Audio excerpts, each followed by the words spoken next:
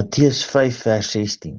Laat julle lig so skyn voor die mense, dat hulle julle goeie werke kan sien en julle Vader wat in die hemele is verheerlik. Vers 13 sê Jesus ons is die sout van die aarde, maar wanneer die sout nie meer smaak het, word dit uitgegooi en deur die mense vertrap. In vers 14 sê Jesus, ons is die lig van die wêreld en lig kan nie weggesteek word nie. Vers 16 verklaar dat die einddoel van ons lig te skyn is sodat ons dade nie alleenlik 'n souterige smaak lewer nie, maar ook 'n hemelse lof daarin het, sodat die Vader verheerlik kan word. Konklusie: jou adamitiese beste vermoë maak dat jou werke soos sout 'n goeie smaak gee.